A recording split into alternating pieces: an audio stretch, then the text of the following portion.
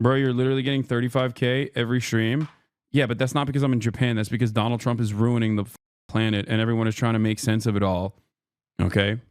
And also because Ethan has nuked me so hard that my career has fallen off a cliff. That's why. He's caused me to fall on somehow simultaneously. By the way, you have to see this one. Ethan Klein in his latest display of ignorance refers to the fascist Israelis attacking 8 convoys as benign dudes who look like they're doing charity. Just in case you were wondering why he's so afraid to debate Hasan directly about such issues. These inbred douchebags in the background. Like these are just dudes standing back there. Entirely like, comprised of messy. And this is an ongoing like joke with this community. These are just benign dudes. Just I don't know what the they're doing. It looks like they're doing charity. I know what they're doing. Yeah. Dude, that's awesome. He said they look like they're just benign dudes, look like they're doing charity. They're literally far right Jewish supremacist fascists. They're not doing charity, big dog. They're stealing. They're stealing the UNRWA aid. They're stealing the aid.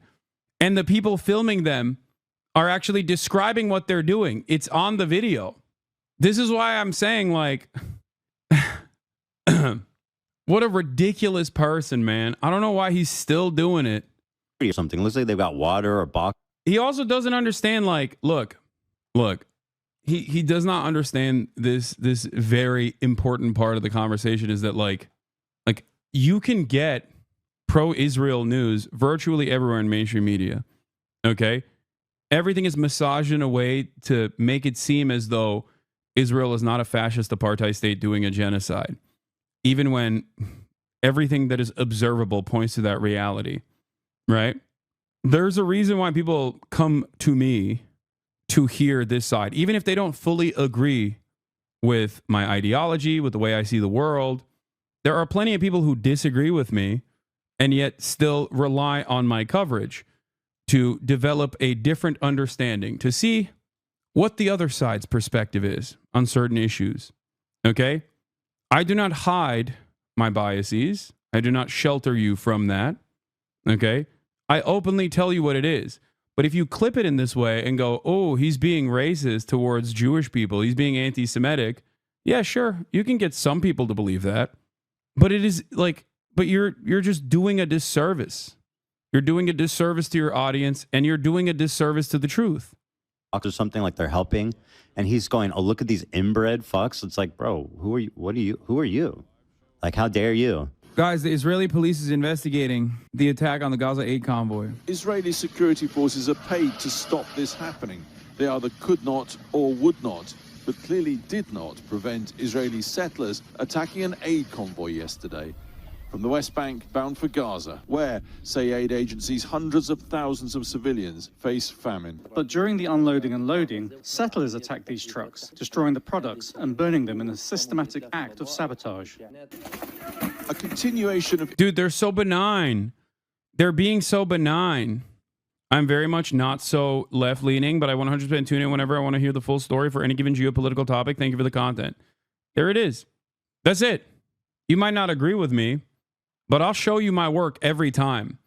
And you might have realized at this point that suspiciously, people who constantly say I'm spreading falsehoods will never actually show the full context and then constantly chirp about how I'm not watching these videos. Well, here's one aspect of the coverage and commentary that they do.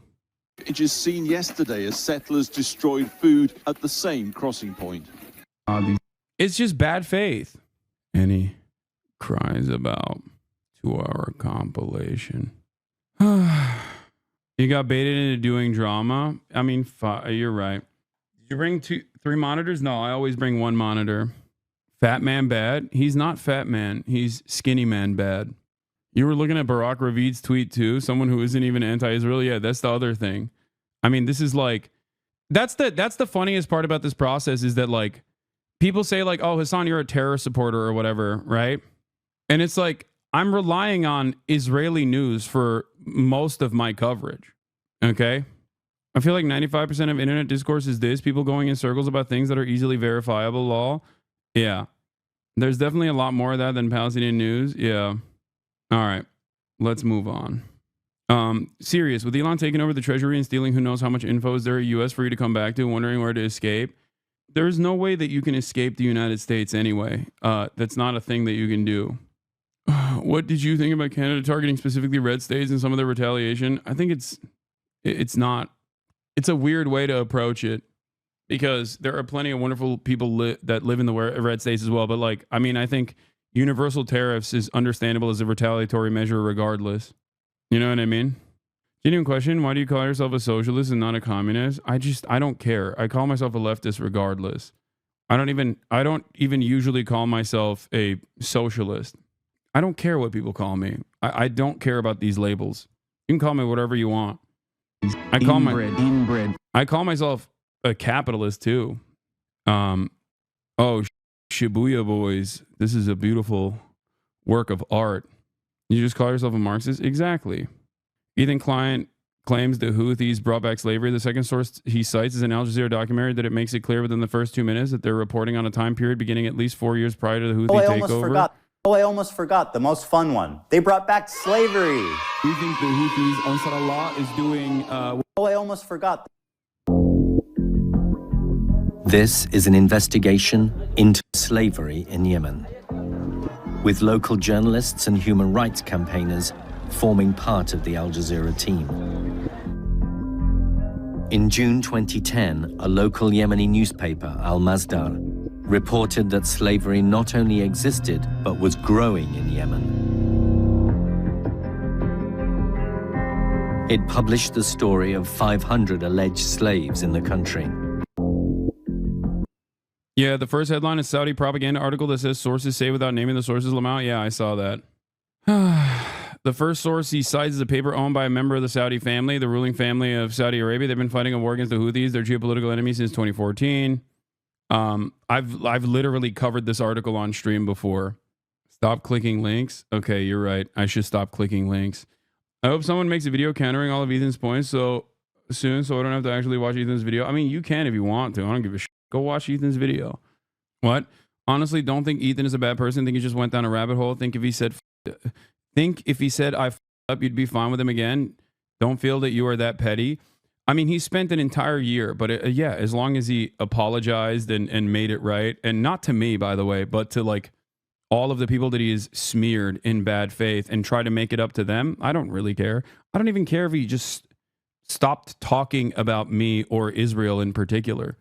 Like, I don't know if I'll ever view him in the same light ever again, but it's not even for my own brand or my own personal success or whatever. I think it's like good for his own mental health as well. Good for his own community if he just like stopped these ridiculous things that he's doing. Anyway, we're getting sucked into drama again. This is irrelevant. All right.